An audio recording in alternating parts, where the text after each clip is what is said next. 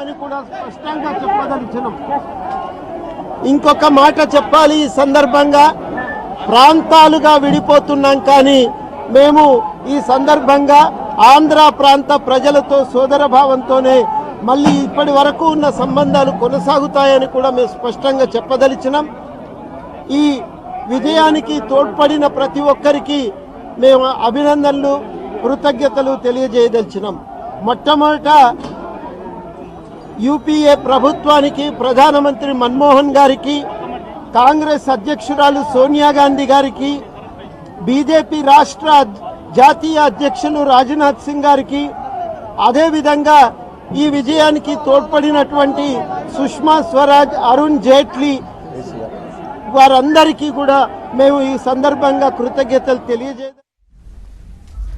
ఇంతకుముందు కోదండ మాట్లాడారు, కేవలం ప్రాంతాలుగా విడిపోదాం, అన్నదమ్ములా కలిసి ఉందామని చెప్పారు, సీమాంధ్ర ప్రజలకు కూడా అని చెప్పారు, ఈ విజయం ఒకరిది కాదని చెప్పారు. చర్చలో దీనికి సంబంధించి మరింత డీపీ చర్చిద్దాం. చర్చలో పాశం యాదగిరి గారు, తర్వాత వి ప్రకాష్ గారు మనతున్నారు. యాదగిరి గారు, గంట సేపటి మనం ఇక్కడే కూర్చున్నాం. బిల్లుపై చర్చ స్టార్ట్ అయినప్పటి నుంచి 3 గంటల నుంచి కూర్చున్నాం ఇక్కడ. 3 గంటలు అంటే గంట 10 నిమిషాలు అయింది. అప్పటి నుంచి ప్రతి క్షణం ఉత్కంఠగా ఉంది, ప్రతి క్షణం టెన్షన్గా ఉంది. ముఖ్యంగా బీజేపీ వెనక్కిపోతుందా, లేకపోతే సడన్గా లోక్సభ ప్రసారాలు ఆగిపోయాయి, టీవీలో మొత్తం చూస్తున్నట్టయితే చర్చ ఆగిపోయిందేమో టెన్షన్. కానీ లోపల చర్చ జరిగింది. అందరూ ఆకాంక్షించినట్టుగానే తెలంగాణ బిల్లు ఊజువాన్ని ఓడుతూ ఆమోదం పొంది. ఈ గంట సేపటి పరిణామాలు ఏమనిపిస్తున్నాయి మీకు? ముఖ్యంగా తెలంగాణ ప్రజల టెన్షన్ ఏ విధంగా కూలైంది అనిపిస్తుంది మీకు? నిజానికి జయానికి అపజయానికి మధ్యన, చావుకు జీవితానికి మధ్యన ఒక వెంట్రుక వాసి తేడానే ఉంటుంది. ఒక్క వెంట్రుక వాసి తప్పితే అటో ఇటో అయిపోతారు. ఏదైనా అంతే, ఇది కూడా అంతే. మనం చూసింది ఏమంటే, మనకు చాలా శక్తులు అడ్డపడడంతో మనకు అనుమానాలు వచ్చినాయి.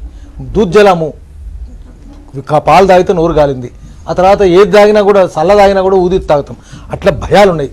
2009 నుంచి చూస్తున్నాం. కానీ ఒకటి మన అందరికీ ఆశ, ప్రజల్లోకి పోయినప్పుడు మాత్రం ఆశ ఉంది. ప్రజలందరూ తెలంగాణ కోరుకుంటున్నారు.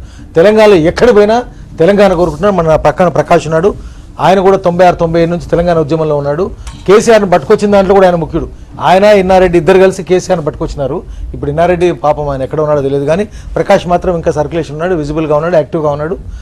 అయితే వీళ్ళు అప్పుడు మనం జనం తిరిగి చూస్తే మాత్రం ప్రజల ఆకాంక్ష తెలుసు, వాళ్ళ ఆశ తెలుసు, వాళ్ళ పోరాట పటిమ తెలుసు, తెలంగాణ అవుతుందని కూడా తెలుసు. అన్ని పార్టీల మెడలు వంచి ఈరోజు ప్రజలు తెలంగాణ తెచ్చుకున్నారు. రేపు కూడా తెచ్చుకుంటారనే సంగతి మనకు తెలుసు. కాబట్టి మనం నిరాశ చెందలేదు. పాపం తెలియని వాళ్ళు, జనంలోకి పోయిన వాళ్ళు, పేపర్లు మాత్రమే చదువుతున్న వాళ్ళు, ఫేస్బుక్లు, ట్విట్టర్లు, ఇంటర్నెట్లో చూస్తున్న వాళ్ళు మాత్రం నిరాశ చెందిన. అట్లా 1200 మంది ఆత్మహత్య చేసుకున్నారు. నిన్న కూడా చూసినాం, భారతీయ జనతా పార్టీ కొంచెం అటు ఇటు మాట్లాడగానే 4 ఆత్మహత్యలు జరిగినాయి. ఈరోజు కూడా మొత్తం దేశమంతా ఉత్కంఠతో టీవీలకు అత్తుకొని పోయి చూస్తుంది. పార్లమెంట్లో ఏం జరుగుతుందో చూస్తున్నారు. సడన్గా ఆగిపోయింది. పార్లమెంట్లో ప్రత్యక్ష ప్రసారాలు ఆగిపోగానే, లోక్సభ ఛానల్ బంద్ పెట్టగానే ఇంకా అయిపోయింది అన్నట్టుగా అనిపించింది. కానీ కాంగ్రెస్ పార్టీ బలంగా ఉంది. కాంగ్రెస్ పార్టీ గట్టిగా తెలంగాణ కోరుకుంటుంది. భారతీయ జనతా పార్టీ కూడా ఆమోదిస్తుందనేది మనకు ముందు నుంచి తెలుసు. మనం అంతకన్నా ముందు కూడా అనుకున్నాం భారతీయ జనతా పార్టీ ఆమోదిస్తుందనే సంగతి. ఆమోదించింది. భారతీయ జనతా పార్టీ నిజంగానే మనం అభినందించాల్సిన అవసరం ఉన్నది. అటు ఏదన్నా నిన్నటిదాకా జరిగిందంతా ఒకెత్తు, ఎవరన్నా ఏదైనా చెప్పుండని. కానీ మనకు మొదటి నుంచి చెప్తూనే ఉన్నాడు, నితిన్ గడ్కరీ గట్టికున్నాడు, రాజ్నాథ్ సింగ్ గట్టికున్నాడు, సుష్మా స్వరాజు వీళ్ళందరూ గట్టిగా కావాలంటున్నారు, అరుణ్ జైట్లీ కూడా కావాలంటున్నాడని మనం చెప్తూనే ఉన్నాం. అయితే ఈరోజు 1 గంట ముందు నుంచే మనకు చెప్తూనే ఉన్నారు, సుష్మా స్వరాజ్ గట్టిగా తెలంగాణకు అనుకూలంగా ఉందని చెప్తూనే ఉన్నారు. అందుకనే సుష్మా స్వరాజు ఆమె అక్కడికి పోయి ఒకటే ముందు షిండే ప్రభుత్వం తరఫున మాట్లాడితే ఆమె కాంగ్రెస్ పార్టీ వెనుక 250 మంది ఉన్నారు. ఆంధ్ర వాళ్ళని కూడా తీసేస్తే 250 మంది ఉన్నారు. అట్లనే భారతీయ జనతా పార్టీ వెనుక 160 మంది దాకా ఉన్నారు. ఈ మొత్తం కలిసి 410 మంది అయినారు. 410 ఓట్లు పక్కాగా తెలంగాణకు అనుకూలంగా పడతాయని మనకు తెలిసి ఇంకేది తక్కిన వాళ్ళు తెలంగాణ బిల్లు ఆమోదం పొందుతుందనే నమ్మకం, విశ్వాసం మీలో ఉంది. అందుకనే మనం ఏంటంటే మూజుబానీ ఓటు ఎందుకు వేస్తారు? మూజుబానీ ఓటు, నోటి మాట ఓటు, వాయిస్ ఓట్. ఎందుకంటే ప్రభుత్వ పక్షము, ట్రెజరీ బెంచెస్, ప్రధాన ప్రతిపక్షం ఎన్డీఏ తరఫున బీజేపీ కావచ్చు, వీళ్ళిద్దరు అనుకూలంగా ఉన్నప్పుడు 400 కంటే తక్కువ ఓట్లు పడాయి. కాబట్టి స్పీకరు చొరవ తీసుకొని ఇది ఆమోదం పొందినట్టు, మూజువాని ఓటు ఆమోదం పొందినట్టు చెప్పినారు. అయితే భారతీయ జనతా పార్టీ అందరికంటే ముందే తీర్మానం చేసింది. 1997లోనే కాకినాడలో తెలంగాణకు అనుకూలంగా తీర్మానం చేసింది. ఆ తర్వాత మొట్టమొదటి పార్టీ భారతదేశంలో ఏమాట కామాట తెలంగాణకు అనుకూలంగా జాతీయ పార్టీ తీర్మానం చేసింది భారతీయ జనతా పార్టీ ఒకటే.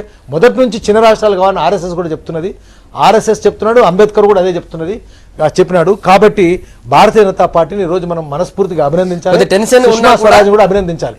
టెన్షన్ ఉన్నా కూడా ఖచ్చితంగా బిల్లు ఆమోదం పొందుతున్న నమ్మకం మీలో ఉండింది నిజానికి. కానీ నిజంగా 3 గంటలకు సభ స్టార్ట్ అయినప్పటి నుంచి చాలా టెన్షన్ ఉండింది. ఒక్కసారి మీరు అన్నట్టు ఒక్కసారి లోక్సభ టీవీ ప్రసారాలు ఆగిపోగానే ఇంకేం జరుగుతుందో ఈ రోజు చర్చ పూర్తవుతుందో లేదా టెన్షన్ ఉండింది. మీరిద్దరు కూడా వి ప్రకాష్ గారు, యాదగిరి గారు ఇద్దరు కూడా మళ్ళీ దశ తెలంగాణ ఉద్యమం ప్రారంభం కాక ముందు నుంచి కూడా ఈ వాదం పట్టుకుని వెళ్తున్నారు. అందులో మీరు ఇంతకుముందు చెప్పారు కేసీఆర్ వచ్చే నాటికి కూడా మీరు ఆయనతో కలిసి ఉన్నారు, ఆయనను తీసుకొచ్చారని చెప్తున్నారు. ప్రకాష్ గారు, తెలంగాణ ప్రజల కళ సాకారమైంది, మీరు ఆకాంక్షించిన కళ కూడా సాకారమైంది. మీకేమనిపిస్తుంది ఈ టైంలో?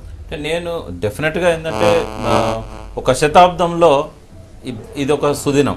నేను అనేది ఈ డేకి మొత్తం 100 సంవత్సరాల చరిత్రలోనే ఒక గొప్ప దినంగా నేను క్రెడిబిలిటీ ఇస్తాను. ఎందుకంటే చిన్నప్పుడు చదువుకున్నాం, పోరాడితే పోయేదేం లేదు, బానిస సంఖ్యలు తప్ప. కానీ తెలంగాణ చరిత్రలో అది జరగలేదు. ఎన్నో పోరాటాలు వచ్చాయి, కానీ ఎక్కడ కూడా అపజయాలే. పోరాటాలలో వేలాది మంది, లక్షలాది మంది బలిదానాలు చేశారు, కాల్పులకు గురయ్యారు, అష్ట కష్టాలు పడ్డారు, కానీ విజయాలు దక్కలేదు. తెలంగాణ సాయుధ పోరాటం అట్లాగే జరిగింది. సాయుధ పోరాటంలో 3000 మంది చనిపోయారు, 10,000 మంది దాకా అనేక బాధలు పడ్డారు. సాయుధ పోరాటం విఫలమైంది. తర్వాత 69 ఉద్యమం విఫలమైంది. అక్కడ స్టార్ట్ అయిన నక్సల్బరీ ఉద్యమం కూడా దాదాపుగా విఫలమైందని చెప్పొచ్చు. దానివల్ల కొన్ని ప్రయోజనాలు రావచ్చు, కానీ త్యాగాల వల్ల ఫలితాలు ఏమీ పెద్దగా రాలేదు. అంటే అనుకున్న లక్ష్యాన్ని నెరవేర్చకుండానే చాలామంది అసూలు పోసారు. అంటే ఈ శతాబ్దంలోనే ప్రజల పోరాటాలు విజయవంతమైతే అని చెప్పడానికి ఇవాళ ఇదొక సంకేతంగా చరిత్రలో మిగిలిపోతుంది. కాబట్టి డెఫినెట్గా ఇది ఈ రోజు అనేది ఈ శతాబ్దంలోనే డెఫినెట్గా ఒక గొప్ప దినంగా నేను దీన్ని ఫీల్ అవుతున్నాను. రెండవది ఏంటంటే 68, 69 ఉద్యమంలో కూడా యాదగిరి గారు పాల్గొన్నారు, నేను పాల్గొన్నా. నేనేంటంటే 8th క్లాస్ స్టూడెంట్ని. అక్కడ పడ్డాయి బీజాలు. జస్ట్ 11 ఏళ్ళ వయసు, 11 ఏళ్ళ వయసులో పడ్డది. 56 ఏళ్ళు వచ్చినాక ఇవాళ అది ఫలించింది. అయితే ఒకటి గమనించాలి, సరే ఇవాళ చాలామంది ఫోర్ ఫ్రంట్లో ఉన్నారు, రథసారథులుగా ఉన్నారు, నాయకులుగా ఉన్నారు. బట్ 96 పరిస్థితి ఏందో ఒకసారి గమనించినట్టయితే తెలంగాణ అని ఎక్కడికన్నా పోతే ఎందుకే అనవసరంగా మంచి కెరీర్ పాటు చేసుకొని తెలంగాణ అంటున్నావు? ఎప్పుడో 69లో చచ్చిపోయిన దాన్ని మళ్ళీ నువ్వు జీవగంజి పోస్తావా? యాదన్న, నేను, ఇంకో 10 మందిమి ఇట్లా తిరిగేటోళ్ళం మేము. మమ్మల్ని కొంతమంది అయితే సన్యాసులుగా చూసేవాళ్ళు. ఇవాళ ఎవరెవరైతే ముందు వరుసలలో ఉన్నారో కొందరు నాయకులు ఇవాళ కనబడేటోళ్ళు అప్పుడు ప్యాకేజీలు అడిగిండ్రు. కొందరు నాయకులు ఏమో సమైక్యవాద పార్టీలలో మంత్రులుగా, ఎమ్మెల్యేలుగా ఉన్నారు. అంటే చరిత్రను మనం గుర్తుపెట్టుకున్నట్టయితే ఎక్కడి నుంచి ఎక్కడికి వెళ్ళాం, ఇవాళ 0 నుంచి ఇక్కడికి రాగలిగినాం. డెఫినెట్గా ఈ కాలక్రమంలో ఈ దాదాపు 18 సంవత్సరాల మలిదశ ఉద్యమంలో సరే ఆద్యులు పాషం యాదగిరి గారు, గద్దరు ఇట్లా మొదటి తరానికి సంబంధించిన ఆ ఉద్యమకారులంతా కూడా ఇవాళ ఆనందించే రోజు. ఇవాళ కేశవరావు జాదవ్ గారు ఎప్పుడు తెలంగాణ అని దాదాపు 55 నుంచి ఈ రోజు వరకు ఆనాడు విశాలాంధ్ర ఉద్యమానికి వ్యతిరేకంగా తెలంగాణ కోసం నిలబడ్డ జయశంకర్ జాదవ్లలో ఇవాళ జయశంకర్ గారు లేరు, కానీ జాదవ్ గారు ఉన్నారు. భూపతి కృష్ణమూర్తి గారు ఉన్నారు. కొండ లక్ష్మణ్ గారిని మనం పోగొట్టుకున్నాం. కాళోజీ నారాయణరావు గారు లేరు. సంగమరెడ్డి సత్యనారాయణ గారు ఉన్నారు. ఆయన జై తెలంగాణ పత్రిక పేరుతో 69 ఉద్యమానికి ఎంతో కాంట్రిబ్యూట్ చేశారు. చాలా మంది చాలా పాత్ర నిర్వహించారు. లాస్ట్కి ఏంటంటే కలిసి వచ్చే కాలానికి నడిచి వచ్చే కొడుకు వచ్చినట్టు ఈ మీ V6 వచ్చింది, TNN వచ్చింది. అంటే పక్కా తెలంగాణ. అంకం రవి గారికి కూడా నేను అభినందనలు చెప్తున్నా, మీకు అభినందనలు చెప్తున్నా, మీ స్టాఫ్కి అభినందనలు చెప్తున్నా. మామూలు పోరాటం కాదు మీరు చేసింది. సీమాంధ్ర ఛానళ్ళ యొక్క విష ప్రభావం నుంచి మీరు తెలంగాణ ప్రజలను బయటపడేశారు. ఒక కసి ఉంది. ఇప్పుడు ఉద్యోగాలు ఇస్తే ఛానళ్లలో నడిపే వాళ్ళు చాలా మంది ఉంటారు, పనిచేసే వాళ్ళు చాలా మంది ఉంటారు. నేను మిమ్మల్ని ఉద్యోగులుగా చూడట్లేదు. V6 సిబ్బందిని కానీ, T-News సిబ్బందిని కానీ, TNN సంబంధించిన కాంట్రిబ్యూటర్స్ని కానీ, ఇందులో పెట్టుబడి పెట్టిన వాళ్ళని కానీ, ఇందులో పనిచేస్తున్న వాళ్ళని కానీ, కెమెరామెన్ దగ్గర నుంచి వాచ్మెన్ దగ్గర నుంచి ఒక కసి కనబడుతున్నది మీ లోపల. ఈ లాస్ట్ 1 ఇయర్లో ఆ కసి ఇవాళ మీ ప్రసారాల ద్వారా ప్రజల్లోకి వెళ్ళింది. అయితే ఒక్క విషయం చెప్తాను, నేను అందరికీ ఎమోషన్స్ ఉన్నాయి, కానీ ఇవాళ నాకు ఎందుకో ఎమోషన్ రావట్లేదు. ఇంత ఉద్విగ్నత ప్రజలలో కనబడుతుంది కానీ నా లోపల కనబడట్లేదు. ఎందుకంటే ఫీల్ ఫెల్ట్ ఫౌండ్ అని ఒక సిద్ధాంతం ఉంది. ఏదన్నా కావాలనుకున్నప్పుడు అది కావాలని నువ్వు ఫీల్ కావాలి. అది వచ్చినట్టుగా నువ్వు ఫీల్ ఫెల్ట్ అంటే వచ్చినట్టు కూడా నువ్వు అనుకోవాలి. అయితే మేము కొన్ని 100 సార్లు అనుకున్నాం తెలంగాణ వచ్చేస్తుంది, ఇటువంటి వాతావరణం ఉంటుందని. తీరా వాతావరణం వచ్చేసరికి మాకు కొత్త అనిపిస్తలేదు. ఎందుకంటే ఎన్నోసార్లు ఊహించాం ఇటువంటి సన్నివేశం వస్తుందని చెప్పి, ఎన్నోసార్లు మేము ఊహించాం. కానీ తెలంగాణ ఎంతమంది ఎన్నిసార్లు ఎన్ని మాట్లాడినా ఖచ్చితంగా తెలంగాణ వస్తుందనే నమ్మకాన్ని మాత్రం మేము ఏనాడూ వదులుకోలేదు. ఒక మాట చెప్పాలంటే, మొట్టమొదటి సమావేశం వరంగల్లో జరిగిన తర్వాత ఇక్కడ వివి కాలేజీలో యాదగిరి గారి ఆధ్వర్యంలో జరిగింది. నాకు ఇలా చాలా ఆనందంగా ఉంది యాదగిరి గారితో కలిసి కూర్చున్నందుకు. ఎందుకంటే మొదటి నుంచి మేము షేర్ చేసుకున్నాం. మొదటి ఉద్యమం ప్రారంభమైన కాంచి కలిసి ఉన్నాం. సరే మధ్య మధ్యలో నేను టీఆర్ఎస్లో ఉండొచ్చు, నేను వేరే పార్టీలోకి పోవచ్చు, కానీ నికార్స్గా తెలంగాణ కోసం ఏ ఛానల్లో పోయినా ఎక్కడ పోయినా కూడా అవసరమైతే అందరినీ కూడా ఎవరెవరైతే పక్కదారి పడుతున్నారో ముళ్ళు కట్ట పెట్టుకొని ఎప్పుడు బొడుస్తూ కూర్చున్నాడు యాదగిరి గారు. సో అందరికీ ముందుగా యాదన్నకు, గద్దరికి, ఈ ఉద్యమంలో అసూలు బాసిన 1200 మందికి, జయశంకర్ గారికి, కాళోజీ గారికి, వీళ్ళతో పాటుగా తెలంగాణలో ప్రజల కోసం ప్రాణాలు అర్పించిన వేలాది మంది ఉద్యమకారులకు, వాళ్ళు నక్సలైట్ల ముద్రతో పడవచ్చు, అమాయకంగా బలైపోవచ్చు, అందరికి కూడా ఈ విజయాన్ని అంకితం చేస్తున్నాం. యాదగిరి గారు, ముఖ్యంగా ప్రజల ఉద్యమం ఇప్పటివరకు సక్సెస్ అయిందంటే, ఇంత పూర్తి స్థాయిలో సక్సెస్ అయ్యే ఫలితాన్ని చవి చూసిందంటే తెలంగాణ ఉద్యమం. ఇంతకు ప్రకాష్ గారు అన్నట్టుగా పూర్తి స్థాయిలో ఇంతకుముందు ఎన్నో ఉద్యమాలు వచ్చాయి, మీరు చూశారు. 69 ఉద్యమం చూశారు, ఆ తర్వాత 96లో చూశారు, ఆ తర్వాత ఇప్పుడు చూస్తున్నారు. సో ప్రజా ఉద్యమం సక్సెస్ కావడం, ప్రజా ఉద్యమం పూర్తి స్థాయి ఫలితాన్ని సాధించడం అంటే ఇదే కాబట్టి. కానీ ఇందులో ఉన్నటువంటి వ్యూహం ఏమైనా ఉందా, లేదా ఇందులో ఉన్నటువంటి స్ట్రాటజీ ఏమి ఉండొచ్చు? ఎందుకంటే చాలా ఉద్యమాలు రక్తపాతంతో ఆగిపోయాయి, రక్తపాతంతో సమస్యపోయినట్టు పరిస్థితి ఉండేది. ఇందులో ఒకటే వ్యూహం ఏముందంటే, మొదటి నుంచి ప్రకాష్ కూడా తెలుసు, మేము చెప్పినది ఏంటంటే మేము ఆర్థిక అంశాల మీదనే కేంద్రీకరిద్దాం, సాంస్కృతిక అంశాలు కాదు. సాంస్కృతిక అంశాలు అయితే ఏమవుతుందంటే, మమ్మల్ని తిట్టినారు, మా భాషను తిట్టినారు, మా యాసను తిట్టినారు, మమ్మల్ని తిట్టినారు, ప్రజలను తిట్టినారు అని అనుకుంటే అది ఆ సినిమా ఒకటి తీసినాడు, ఆ సినిమాకి కేంద్రీకృతం అవుతుంది, సినిమా అయిపోగానే మళ్ళీ చల్లబడిపోతారు. అట్లా కాదు, ఆర్థిక దోపిడీ ఎప్పటికీ సాగుతుంది. ఏ సామాజిక సౌదానికైనా పునాది ఆర్థిక దోపిడీ. మామూలుగా కార్ల్ మార్క్స్ చెప్పింది కూడా అది. అందుకని ఆర్థిక దోపిడీ మీద కేంద్రీకరిస్తే అది ఎక్కువ కాలం సాగుతుంది. అందుకని ఏం చేసినాము, దీని మూలాలు ఎక్కడున్నాయి, తెలంగాణ ఉద్యమానికి మూలాలు ఎక్కడున్నాయంటే, తెలంగాణ ఆర్థిక జలవనరులు, ఖనిజ వనరులు, భూవనరులు అన్ని దోచుకొని పోవడం మీద ఉంది. ఇక్కడ సంపదనంతా కొల్లగొట్టడం, ఇక్కడ సంపదను కొల్లగొట్టడానికి ఒక దోపిడీ బండికి కందన వేయడం ఏంటంటే లూబ్రికేషన్ ఏంటంటే, భాషను యాసను వెక్కిరించి మా భాష గొప్పది, మా సంస్కృతి గొప్పది అని చెప్పడం, మేమే గొప్ప ప్రజలము, గొప్ప నాగరికులం అని చెప్పడం. అటువంటి ఈ కందన థాట్ పోలీసింగ్, కల్చర్ పోలీసింగ్ చేసేవాళ్ళు, లాంగ్వేజ్ పోలీసింగ్, వీటన్నిటిని సెకండరీ పోరాటంలో పెట్టి ప్రైమరీ పోరాటంలో ఆర్థిక పోరాటాలే పెట్టాలి. అందుకనే ఓపెన్ కాస్ట్లు అవుతుంటే డిస్ప్లేస్ అయిన ప్రజలు, ప్రాజెక్టులు కడుతుంటే డిస్ప్లేస్ అయిన ప్రజలు, పరిశ్రమలు మూసేస్తుంటే ఉద్యోగాలు పోయిన వాళ్ళు ముందు పెట్టినారు. విద్యార్థులు, ఉద్యోగాలు రాని వాళ్ళు, ఈరోజు విద్యార్థులు, యువకులే ముందుకొచ్చి పోరాటాలు చేసినారు. వాళ్ళే 1200 మంది ఆత్మహత్య చేస్తున్నారు. ఎవరికైతే తెలంగాణ అవసరమో వాళ్ళను ముందు పెట్టాలి. శ్రమజీవుల నాయకత్వం ఉండాలి, పోరాడే ప్రజలే ఉద్యమాలకు నాయకత్వం వహించాలి, బాధిత ప్రజలే పోరాటానికి నాయకత్వం వహించాలి. అది వ్యూహం. ఆ వ్యూహంలో మనం హింస ఉండదు. గాంధీజీ చెప్పినట్టు అహింసాత్మకంగా తీసుకొని పోవాలి. దీర్ఘకాలం సాగాలంటే శత్రువు చాలా బలంగా ఉన్నప్పుడు, చాలా శక్తివంతులైనప్పుడు, వాడు ఐక్యంగా ఉన్నప్పుడు, మనం అనైక్యంగా ఉన్నప్పుడు, బలహీనంగా ఉన్నప్పుడు, మనకు వ్యూహం లేనప్పుడు ప్రశాంతంగా పోవాలి, శాంతియుతంగా పోవాలి, నిండు గోదావరిలాగా సాగాలి ప్రశాంతంగా. అట్లా నిండు గోదావరిలాగా సాగింది. అయితే తెలంగాణ సాయుధ పోరాటం కూడా ఏం వృధా కాలేదు. ఆ రోజు బలంగా నిజాం నవాబును దించాలి, నిజాం నవాబును తప్పించాలి. ఆ రోజు communist party, Arya Samaj, Congress party ముగ్గురు కలిసి చేసిన పోరాటం ఫలితంగానే, ఆంధ్ర మహాసభ కూడా కావచ్చు, దాని ఫలితంగానే ఆ రోజు నిజాం బలహీనుడైనాడు, పోలీస్ యాక్షన్ జరిగింది. దాని సర్దార్ పటేల్ రావడానికి కూడా కారణం ఆ పోరాటమే. ఫలితంగా నిజాం పదవిచ్యుతుడైనాడు. భారతదేశంలో హైదరాబాద్ స్టేట్ విలీనమైంది. అందుకని అన్ని పోరాటాలు విజయవంతం అవుతున్నాయి. అహింసాయుత మన ఓయూలో విద్యార్థులంతా సంబరాలు చేసుకుంటున్నారు. తెలంగాణ కోసం ఓయూ ఏకతాటిపై నిలబడి విద్యార్థులందరూ కూడా ఉద్యమంలో పాల్గొన్నారు. తొలిదశ ఉద్యమం నుంచి మొదలుకుంటే మలిదశ ఉద్యమం దాకా కూడా ఓయూ విద్యార్థుల పాత్ర చాలా కీలకంగా ఉంది. ఓయూ విద్యార్థులు చేసిన పోరాటం ఒక్కసారి క్షేత్ర స్థాయి నుంచి పై స్థాయి దాకా తీసుకొచ్చినటువంటి పరిస్థితి. విద్యార్థులు చాలా యాక్టివ్గా ఉద్యమంలో పాల్గొని తెలంగాణ ఉద్యమంని తారాస్థాయికి చేర్చడంలో వాళ్ళు తమ వంతు పాత్ర నిర్వహించారు. ఇప్పుడు ఓయూలో విద్యార్థులు సంబరాలు చూస్తున్నాం. ఓయూలో ఉన్నటువంటి విద్యార్థులందరూ కూడా ఎంతో సంతోషంగా తమ సంబరాల్ని అంబరాన్ అంటే చేసుకుంటున్నారు. అన్ని పార్టీలు, అన్ని గ్రూపులు, అన్ని విద్యార్థి సంఘాల నుంచి కూడా అందరు ప్రతినిధులు పాల్గొని అందరు కూడా సంబరాలు చేసుకునే దృశ్యాలు మనం చూస్తున్నాం ఓయూ నుంచి.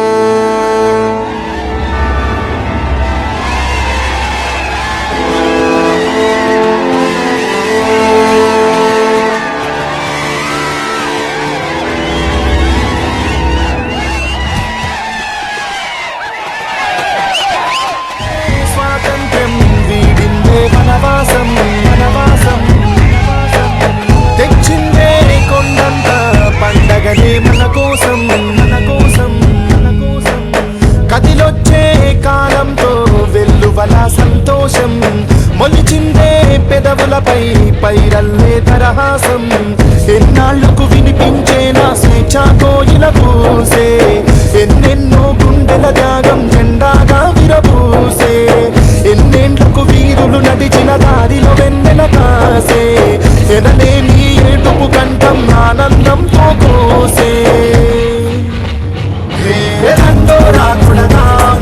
యాదగిరి నరుసన్న ధరణికి సంచలే తెగింది సంపదమే చేద్దామన్నా మన చింతులు వెళ్తాం రాడు చెలుపూరి రాగన్నా చీపు చింతలు వీటులో వెనుకలే చేద్దామన్నా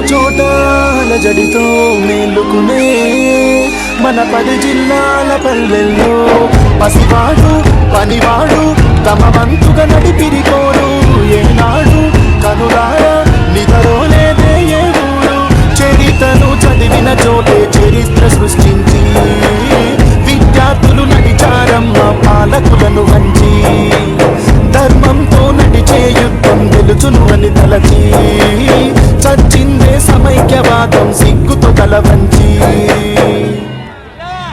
హే జాతర చేద్దాం నాడు భద్రాచలనామన్నా కలకల గోదావరి దారై వీడును తనిపేద్దామన్నా కోలాటం చేద్దాం నాడు మిరలి మల్లన్నా మన కల నిరవేరిన వేళ కన్నులు చేద్దామన్నా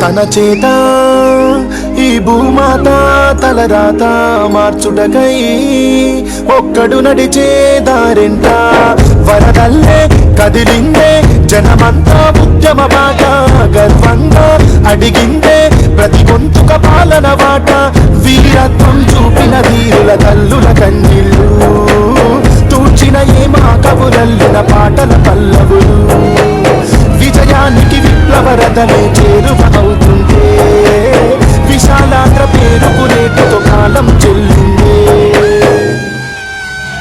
తుమ్ము తుమార మాటలలో